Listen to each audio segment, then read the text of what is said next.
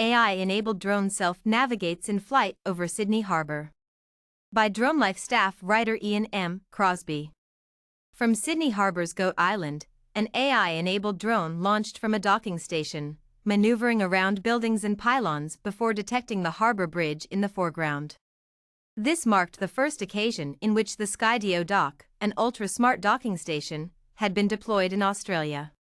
The launch was carried out by US drone manufacturer Skydio, alongside Australian RPAS training leader Aviassist, as part of the Sydney Dialogue Summit demonstrating new technologies.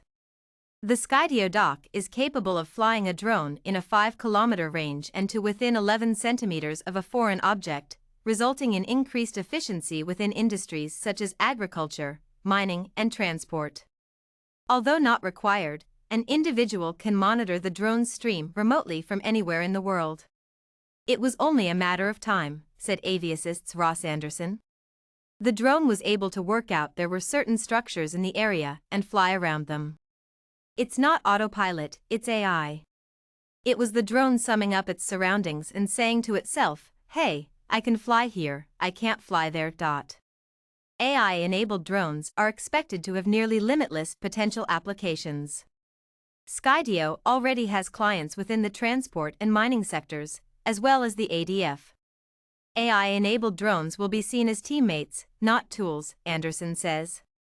A great example is bridge and infrastructure inspections. It's dangerous for someone to be climbing that high up, and even with drones being flown by someone on the ground, they're always prone to crashing as a result of human error.